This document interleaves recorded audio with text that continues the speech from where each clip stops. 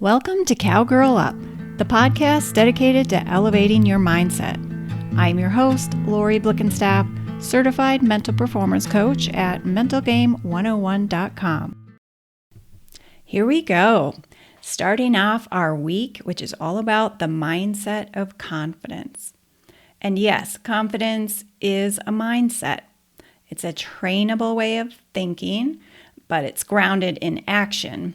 And once again, we see our thoughts as the underlying foundation. Now, before we get into it, I thought it'd be important to just dispel a few myths about confidence. The first one is that confidence is a state that you attain, like an achievement. This is false. Confidence, like mindset, requires constant daily nurturing. Yes, for the rest of your life. The second myth is that our confidence comes from results. And this is like where we tell ourselves, well, once I win that coveted trophy or title or championship, whatever it is, or once I have more wins under my belt, well, then I'll have confidence. So can results feed confidence? Well, yes, but again, it's fleeting, and we'll talk about this more tomorrow. And then the third myth is that confidence is something you're born with.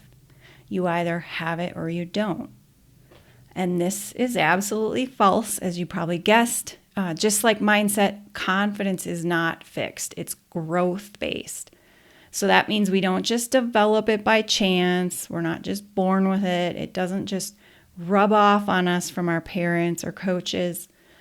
Confidence is a set of skills really to be developed and cultivated throughout your life. To back this up and to show you that this did not just come from me, this idea, I want to share a few quotes from some famous athletes. The first is Mia Hamm. You probably recognize her name, but if not, she's a professional soccer player. And I believe she still holds the record for an all-time leading score. But her thought about confidence is that it is a day-to-day issue. It takes constant nurturing. Absolutely. Just like I mentioned earlier, it needs to be developed and maintained. It's basically an ongoing pursuit throughout our lives. Then there was an interview with a Super Bowl MVP, Nick Foles, who said this about confidence. You don't get it and keep it. I think that's life. Day to day, there are struggles. Confidence isn't just something that's always there. I think people expect it, since you've done it before, that you should know how to do it every time. But each day is a new day, each struggle is a new struggle, and we are humans. We do have feelings and go through different things. Okay, and one more, said by Joe Montana. And I don't think I need to introduce him. Confidence is a fragile thing. So if you're like me, you are inspired by hearing that people at the very top of their games think like us and still have to work on things like confidence. So we can agree that confidence requires us to take some action, yes?